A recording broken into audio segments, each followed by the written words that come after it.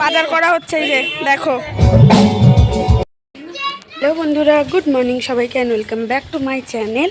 তো আজকের ভিডিওটা রাস্তা থেকে স্টার্ট করছি। সকাল সকাল এই যে মামামকে নিয়ে যাচ্ছি স্কুলে, একটু লেট হয়ে গেছে তো বেরিয়ে গেছি।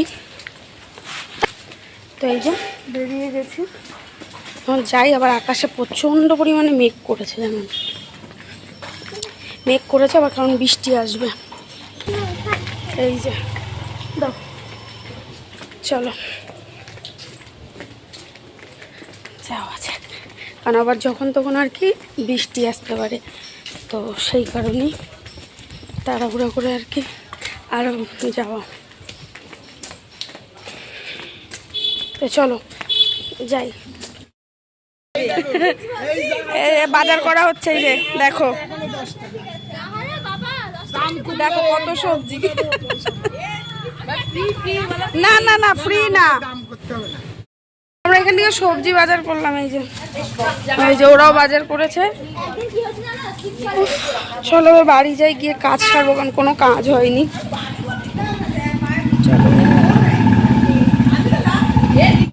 তো দেখো, স্কুল থেকে বাড়ি চলে এসেছি। আর আজকে কিন্তু স্কুল খোলার পরে তোমার প্রথম না, আগে একদিন এসেছিলো, তখন আর ভিডিও করা হয়নি। তো আজকে সবাই আসলো স্কুল খোলার পরে, মানে বহুদিন পর সবাই আবার এক জায়গায় হলাম। আর সবাই না, অবশ্য ছিল হচ্ছে সৌমি ছিল, মনি, বিউটি, আশা, অর্পিতা আর আমি ছিলাম। তো যাই হোক, আমরা অনেক গল্প গুজব করলাম, ঠিক আছে, চাটা খেলাম, সেগুলো তোমাদের সাথে কিছু শেয়ার করা হয়নি, এটাই হচ্ছে কথা। তো যাই হোক, তারপর স্কুলে গেলাম। ফেরার পথে কি বলে, মানে ফেরার পথে আবার ওখান থেকে আসার সময় সবজির দোকান থেকে আবার একটু পুঁই শাক এনেছিলাম, জানো তো। যাই হোক, তো এখন হচ্ছে হাত পা ধুয়ে ধুয়ে বসে রয়েছে, এবার হচ্ছে ভাত খাবো। তো চলো খাওয়া দাওয়া কমপ্লিট করে নিই, তারপরে আসছে। তো দেখো বন্ধুরা, একটু রেডি হয়েছি, যাব এখন মাপ আনতে, মানে মাপ আনার জন্য যাব। আর যাব তার সাথে হচ্ছে মামামকে জগদ্ধাত্রী ঠাকুর দেখাতে। তো জগদ্ধাত্রী পুজোয় আমরা কখনোই ঠাকুর দেখতে বেরানো হয় না, দেখতে বলতে বিরাটিতে খুব একটা হয় না, আবার একদম যে হয় না তাও না, হয় এখন, তবুও তো অনেক জায়গায় পুজো হয়। আর আমাদের বণিক মোড়েই হচ্ছে পুজো, আর সেখানে কিন্তু গত 3 দিন ধরে মানে ফাংশন হচ্ছে, অনেক কিছুই হচ্ছে, কিন্তু দেখতে দেখতে আর যাওয়ার টাইম পাই না। যাই হোক, তো মামাম অনেক বায়না করছিল যে মামা আমি ঠাকুর দেখতে যাব। তো এই যে ওকে দেখো এখানে রেডি করেছি। তো এখন আগে যাব হচ্ছে মাপ আনতে, মাপ নিয়ে এসে তারপরে ওকে একটু ঠাকুর দেখিয়ে নিয়ে আসবো। জানি না আছে কিনা, কারণ আমাদের এখানে তো হিসাবে কালকে ছিল পুজো, এবার জানি না ঠাকুর আছে কিনা, তো নিয়ে যাব, দেখা যাক যদি। আর সত্যি কথা বলছি, চন্দননগরে খুব বড় করে জগদ্ধাত্রী পুজো হয়, যেটা খুবই ইচ্ছা আছে দেখতে যাওয়ার। দেখা যাক, এবছর তো হলো না, সামনের বছর যদি ঠিকঠাক থাকে তাহলে ইচ্ছা আছে, মানে সামনের বছর আর কি তোমার জগদ্ধাত্রী ঠাকুর দেখতে যাওয়ার। তোমাদের দাদাভাইকে তাই বলছিলাম যে একবার আমরা চন্দননগর যাব ঠাকুর দেখতে। তো এই আর কি, যাই হোক চলো। আর তোমাদের দাদা তো মর্নিংয়ে ডিউটি গেছিলো, কিন্তু ওর তবুও আসতে আজকে দেরি হবে, তো ওই জন্য এখন বেরাবো। আর মামাম বায়না করছে, আমি ভেবেছিলাম যে তোমার দাদাভাই আসলে একবার একটু বিকেলে বেরাবো, কারণ বহুদিন বিকেলে বেরাই না, ঠিক আছে, মানে তোমাদের দাদা ভাইয়ের সাথে আর কি। তো ও দেরি হবে বললো, তো ওই জন্য বললাম তাহলে আমি যখন মাপি আনতে যাব একবারে তাহলে মামামকে একটু ঠাকুর দেখিয়ে নিয়ে আসবো। তো চলো দেখা যাক, বেরাই আগে, চলো। এই দেখো,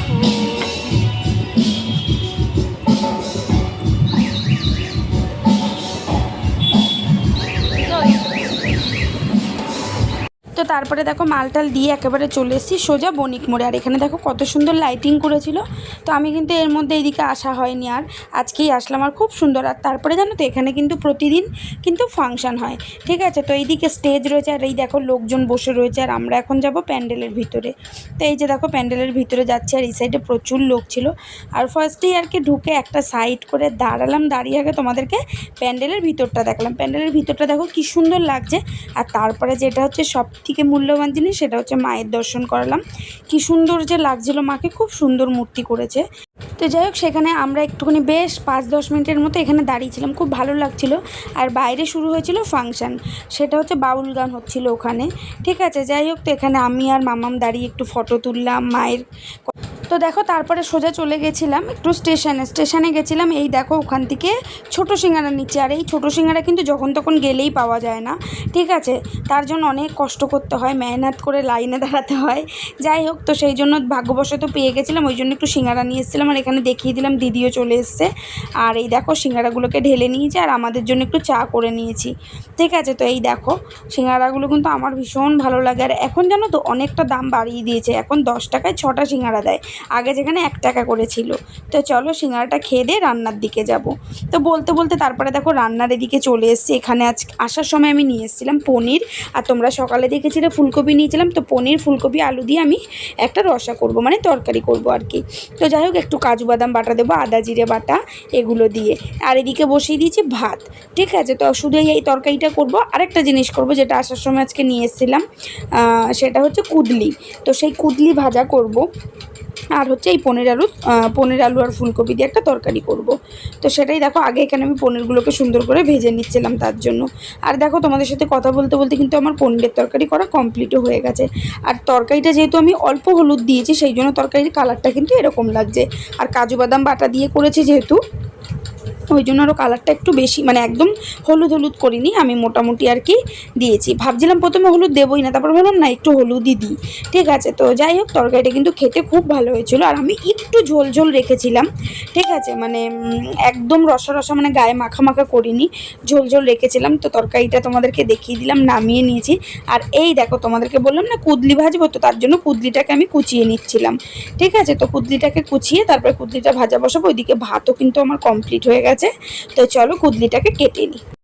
দেখো বন্ধুরা রান্না বান্না সব কমপ্লিট করে আমি আর রাতে খাইনি আজকে, আর জানো তো খেতে ইচ্ছা করছিল না। তোমরা তো দেখলে ওই যে ছোটো সিঙ্গারা এনেছিলাম, তো সেটা আর চা খেয়েছিলাম, খেতে ইচ্ছা করছিল না। আর তোমাদের দাদা ভাইয়ের মামাম ঘুমিয়েও পড়েছে, মানে মামাম দুপুরে ঘুমায়নি, ওই জন্য ঘুমিয়েও পড়েছে। যাই হোক আর খেতে ইচ্ছা করছিল না, ওরা খেলো তরকারি দিয়েই, মানে পনির আলুর তরকারি দিয়ে। তো সব কমপ্লিট করলাম, মানে ওদের বিছানা করে দিয়েছে, ওরা তো ঘুমিয়েও পড়েছে। আর কি বলে এটা হচ্ছে কি জানি একটা বলবো বলে, যাই হোক। তো চলো আজকের ভিডিওটা এখানেই শেষ করব। তোমাদের কেমন লাগলো অবশ্যই জানিও, ভালো লাগলে একটা লাইক করো, কমেন্ট করে জানিও কেমন লাগলো। আর যারা চ্যানেলে নতুন অবশ্যই চ্যানেলটাকে সাবস্ক্রাইব করে নিও, ঠিক আছে। তো চলো আজকের মতো টাটা করছি, দেখা হবে নেক্সট ভিডিওতে। সবাইকে গুড নাইট আর টাটা।